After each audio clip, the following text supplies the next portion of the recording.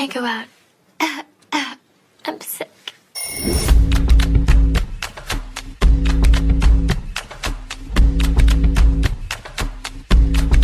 Boo, you whore.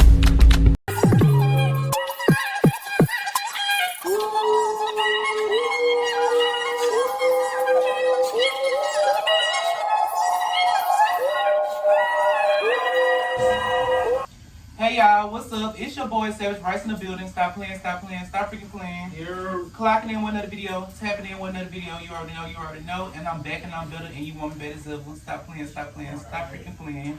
So today I will be interviewing Spadewayyzz. Yo, hey man, say man what the business is. You already know who it is. You got your boy Spade. If you looking, man, come book. Simple.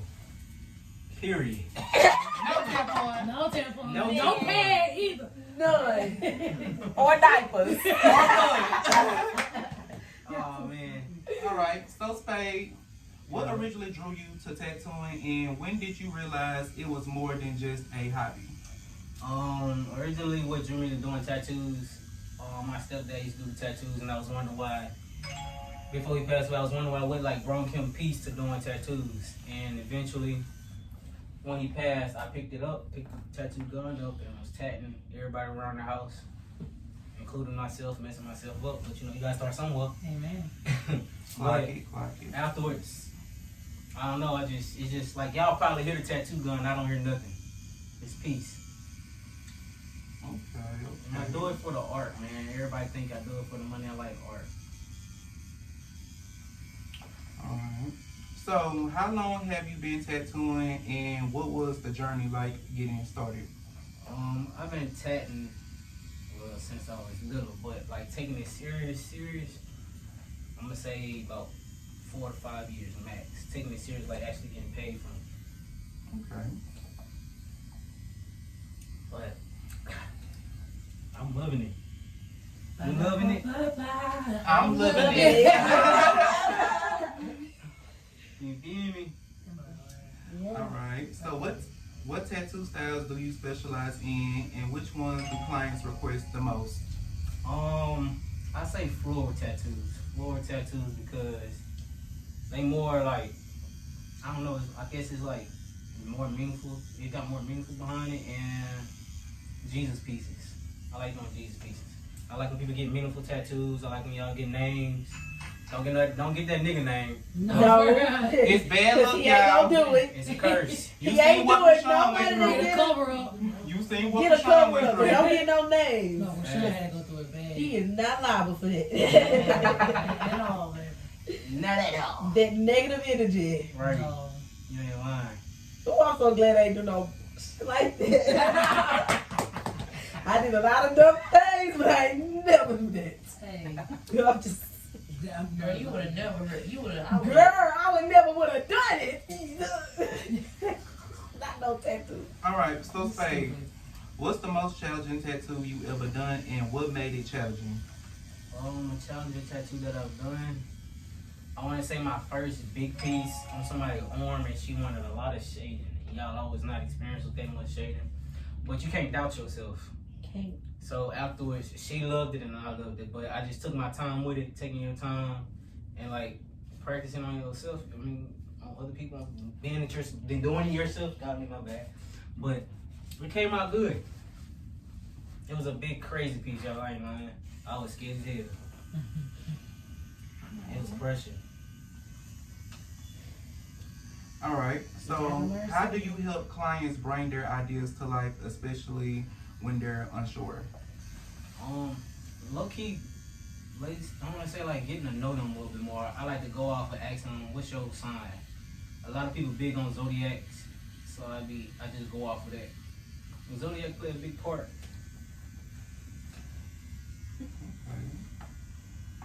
And like, I might ask them for a picture of their arms, legs, you feel me? Just to come up with some freestyle and maybe like it, you feel me? They like it. Yeah, I like these questions. Alright. So, what's one misconception people have about tattoos or tattoos artists? Say it again. What's one misconception people have about tattoos or tattoo artists? Made me thinking everything cheap, bro. The products we be putting out, buying, it don't be cheap. It don't be cheap.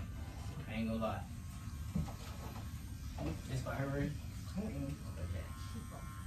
But they don't be cheap, and then I don't know.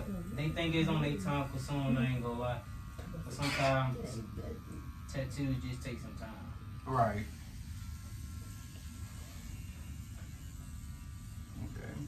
So, what advice do you give someone getting their very first tattoo? Pain is temporary. Okay, I like that. This right here about to be forever. That ain't. Yeah, that is forever. Pain is temporary. That's something good to say because I did not know how to explain it to her. I was just like, Pain is because this is temporary. her first tattoo, guys. Yay! So She's yeah, feeling though. What they and say, she you was gonna- scared. She you was ain't going nervous. back. Once you And go look at in, her, you ain't she going said it back. ain't- Right, Yo. you gonna be one more. Once you get one each, baby, I you got gonna eat five. I more. told her I it's wanna very get some. tolerable, and now look at her. No, for real. Once you get She one like, tattoo, "Yeah, you yeah." gotta get more. She gonna get legs, she gonna get face. She So gonna get. I got a neck too, but don't get Don't get neck. over. That's you. She gonna get neck. She gonna get. I bet she gonna get something like that, like little small. It don't hurt. It's gonna be small, yeah. That It ain't gonna tickles. hurt. It tickles. Ain't gonna lie. But no, when I got this on my neck, Yeah. You got color though too. Oh my god, Right. green is crazy. So, what separates a good tattoo artist from a great one, in your opinion? I don't think nothing separates none of us. Cause like we all gotta start somewhere, Right. and it just take time.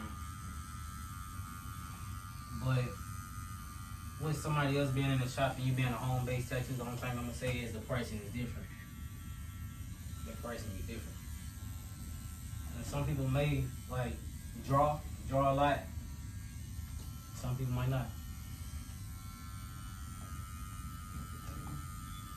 So, how do you stay consistent, creative, and motivated in such a competitive industry? I'm not gonna lie, I always keep God first. God, that man, Jesus that's Christ. the only reason why I'm doing this right here. Jesus Christ, our Lord and Savior. Only reason why I'm breathing right now, y'all, I promise, is that man above. God first. It was so many times I thought about giving up, but for why? God brought me this far. You feel me? Right. So, where do you see yourself in your tattoo business in the next few years? That's a good question. Like, so glad you asked that. In the future, cause I actually got somebody right here the same way I low-key started from, where I started from. I did it from the kitchen. I was in the kitchen. And before that, I was like doing it out of a room, just room. But it's all like this. But I want it to where we can bring the generation together. I don't want it just being tattoos. I want somebody doing hair. I want somebody doing tattoos. I want somebody cooking. What you want to get catered to? Okay, girl, we got some. You feel me? I feel oh, like that. I right. said that. That That's my is, dream. yes. Like, You want to know Yeah. something? I know this in interview. it's okay. But I just found out, and I know this is so crazy, but Auctioner was the first, the Dr. Auctioner was the first person to bring all the clinics together. Wow. He was. I did not know that. You don't find it out until you learn the education when you're in the job. But they was the first person to have the first building with different clinics. Yeah. Wow. Like I Yeah. Yeah, the very first. I didn't know either. I said that's so crazy. I work with these people, and that's crazy. That's just crazy. Like when you find out the history about your jobs. Right. That'd be interesting as hell. Like, That is. I was like, wow, he was the first man. People do. And he was also the first person to have waiting rooms. Because at first, they didn't have waiting rooms. Yeah, they make you just stand out there. Yeah. He was the first doctor, facility to have a waiting room. Wow, that is crazy. No. That is crazy. That is. At first, they used to just have one chair. They smoke cigarettes in there too. Yeah. They smoke in there. Yeah. I mean, And a recovery room. Yeah, they That was the smoke first ones to have a In the hospital, they used to recovery smoke room. cigarettes in the hospital. really? Back on the road, back in the days. It was crazy. Just in there. Sir, can you wait out there? They standing out there, just everybody just standing. So to be the first to bring people together Yeah, that's what I plan on doing. And it, Not I just don't like know hair, makeup, and you're doing different businesses. the one-stop like, yes. shop. One-stop Yes. You need some Yes. shop. I definitely want that. No, because me and Talia was just talking about that, like, yeah. Oh, my God. Dead ass. Me and Toots was literally having this conversation Last night. day. That was last About a one-stop night. shop. Or that was yesterday. That was actually yesterday. We was, cause she was like, I do clothing and stuff, and you know, try to do a little hair, and literally that's. Okay, I'm really impressed with them people. Yeah, I need people with, it's gonna have, I gotta know you genuinely. Like, you gotta be on some positive energy. I don't want all that drama. Please. Cause life too short. Yeah. All right, so y'all heard Spade. So make sure y'all go book with Spadewayyzz. Book. If you saw this interview, say interviewing down in the comments, y'all get a discount. Yeah. Well, how much? What's the discount? 20% I don't off? know. Oh, it should be 50% 50% off. 50% off. You like Okay. 100 people that say interview. No. You should do the first. You should do the first. Hold up now. No, You listen. got You beat. should do the first 5 people that reshare like it, comment, reshare and subscribe. But reshare on 2 different platforms. Like Facebook, Yes, Instagram. or TikTok or Okay, TikTok, now. Twitter. yeah.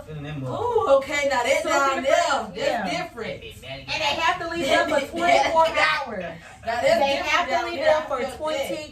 24 hours. If it doesn't stay up for 24 hours, no 50%. No 50%. You gotta no work for that 10%. 50, honey. I'm finna work. So y'all better work, cause I'm the first one.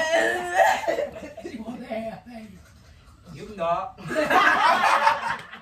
Y'all thought. Okay, Oh. we ain't But doing that's a good one. 50% off. 25-30, what she said. 25-30. Hey y'all, what's up? So today I will be interviewing. Big Rielle, y'all already know. All right, so Rielle, what made you want to become a barber stylist? What made me want to become a barber and stylist? Yeah. Well, I ain't even gonna lie. Ever since I was younger, I used to just like watch videos. It was satisfying to me. It was just something that I used to just sit down and watch. And as when I turned 14, I first started cutting hair at 14. My Ooh. uncle, he was cutting hair in Texas, and he sent me my first pair of Angus clippers. And I seen the neighborhood, the boys in the neighborhood, they had like 2 kids. I remember their name, like TJ and them.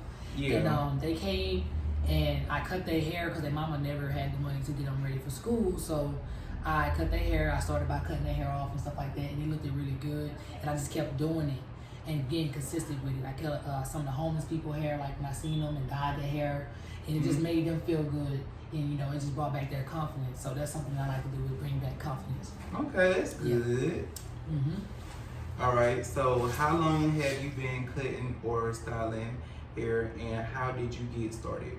8 years now. So it's 8 years. I'm Wow, that's 22. good. Started at 14. And yeah, so it started, you know, when I got my first pair of clippers. When he sent those clippers, shout out to my Uncle Darren. You know, I love you. You know what I'm saying? That's my boy. And if it wasn't for him, I would have never had me a starting point. So I'm thankful for that, and see where I'm at now. All right. So, what services or styles are you most known for? I'm most known for my fades. I ain't even gonna lie, like low taper fades, mid fades, all those, you know what I'm saying? But also I'm a loctician, so I do locks, 2 strands, you know. Everybody get 2 strands, bro. They will never, I don't care, they always come get 2 strands. They don't want to get nothing else. Even if I try to get them to do barrels, but their favorite is the 2 strands. And, Right. So yeah. 2 strings on 2 forever be in strands style. forever be in style, always. Y'all see my little eyes, they a little dusty right now, but you know, yeah. All right. So, what's the biggest challenge you faced in this business? The biggest challenge I face in this business, Yeah. well, when I turned 16, I was working at my first barbershop. Okay. And in there, I was getting a lot of criticism because they felt like women couldn't cut hair. And like, this, you know, it was new to them. They never really had a female barber. Right. Hair. This is before everybody, you know, women start cutting hair now these days, but they felt like they couldn't have women cutting in the shop. But, you know, I had my boss, he was like, you know what, he started betting on me. He was like, I bet you so and so that she's gonna get your haircut fire, and if she don't, I'm gonna pay you this.